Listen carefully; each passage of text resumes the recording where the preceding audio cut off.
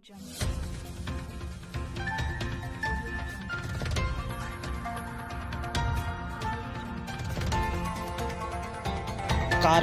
TV, हर पल आपके साथ। हमारे एक साथी की माता जी की डेथ हो गई थी, उनके रस्म पगड़ी का कार्यक्रम था। उनके घर से जैसे मैं निकला, सहारनपुर की तरफ मुश्किल से 50 मीटर चला होगा, एक गाड़ी आती है। मैं फोन पे थोड़ा मेरा ध्यान था, उसने जो वहां से गोली चलती है और वो गोली मेरे कान के पास से निकलती है। मैं अपने साथियों को कहता हूँ कि गोली चली है। पहले मुझे लगा उस आवाज से लगा पटाखा है, लेकिन बाद में जब वो वाइब्रेशन हुई जाते हुए तो मुझे एहसास हुआ गोली, और वो गाड़ी में टकराई भी। फिर दूसरी गोली जब मुझे लगी, बुलेट जो चीरती हुई लोहे के हिस्से को गाड़ी के, और वो मुझे लगी, तब मुझे एहसास हुआ कि हम गिर गए। फिर तीसरी गोली चली, इसने मेरा आगे वाला शीशा पूरा डैमेज कर दिया। चौथी गोली पे मैं नीचे हो गया, जो गोली आपने देखा कि वो सीधी उसमें लगी। अगर मैं नीचे ना होता तो वो मेरी छाती के आर पार चली जाती। फिर वो गाड़ी 10 मीटर आगे जाकर रुक जाती है। वो दो हवा में फायर करते हैं जैसा मैंने देखा, और फिर उन्होंने फिर हमारी गाड़ी फायर किया।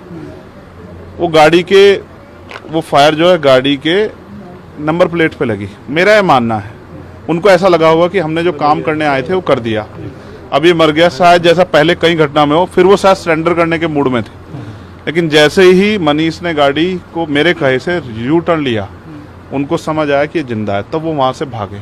हमने पुलिस को बताया कि ये गाड़ी का नंबर है, फिर उन्होंने उसको इंक्वायरी किया। पुलिस के अच्छे अधिकारी यहाँ हैं, उम्मीद है वो अच्छा काम भी करेंगे। लेकिन ये स्पष्ट हुआ कि अपराधियों में कोई डर भय नहीं है। कितने लोग थे? 3 लोग थे। 2 लोग असले से हमला कर रहे थे, एक व्यक्ति गाड़ी चला रहा था। चंद्रशेखर जी, कोई थ्रेट कॉल आया हो आपको इससे पहले, कोई धमकी? पिछले कई सालों से आ रही है। मैं लगातार पुलिस को इंटीमेट भी करता रहता हूँ। मैंने डीजीपी को भी लिखा, गृह मंत्री को भी लिखा, मुख्यमंत्री को भी लिखा, यहाँ के पहले एसएसपी डीएम थे उनको भी लिखा। लेकिन डीएम साहब जो पिछले थे, अखिलेश सिंह जी, उन्होंने साफ मना कर दिया कि चीफ मिनिस्टर नहीं चाहते चंद्रशेखर को सुरक्षा दी जाए। मेरे आज भी याद है ये बात, क्योंकि मैंने एलआईयू के अधिकारी द्वारा पूछा कि भाई मैंने आपको बताया थ्रेट भी है, फिर क्यों नहीं हो रहा है? तो उन्होंने कहा भाई ये सरकार का मामला, सरकार चाहे तो दे सकती। तो मैं चाहता हूँ मुख्यमंत्री इंतजार कर रहे हैं कब चंद्रशेखर मरे, उनका काम आसान हो। लेकिन उनको ये नहीं पता कि गरीबों की, कमजोरों की, शोषितों की बात करने वाला चंद्रशेखर इतनी आसानी से उनकी राह के रास्ते में से नहीं हटेगा। अतीक अशरफ के साथ जैसा हुआ वैसा ही कुछ होने वाला था, ऐसा आपको लगता है?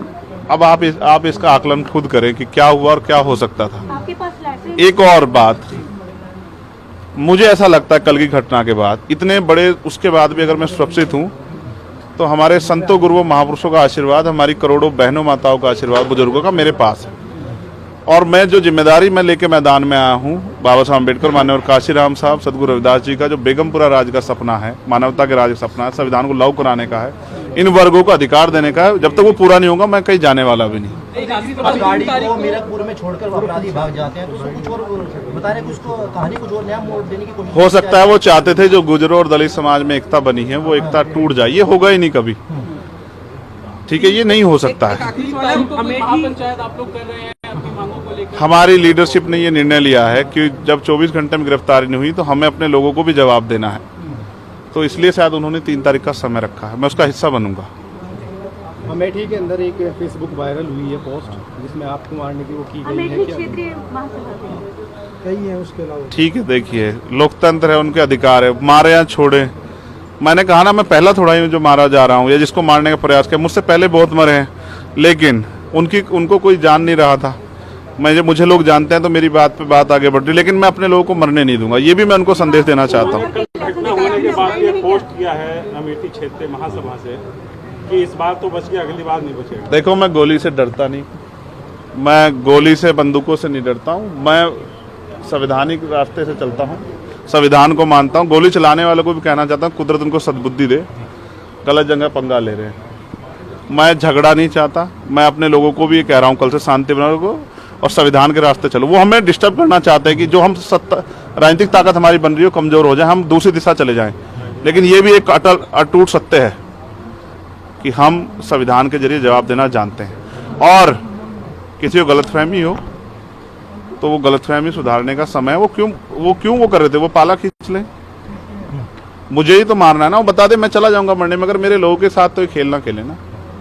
मैं तैयार हूं, अगर मेरे मरने से हमारा आंदोलन आगे बढ़ता, हमारे लोग खड़े होते, मुझे कोई दिक्कत नहीं है। लेकिन उनको ये समझना चाहिए कि ये आज लोकतंत्र है। गोली की भाषा से एक चंद्रशेखर मरेगा तो क्या हो जाएगा, हजारों चंद्रशेखर पैदा हो जाएंगे।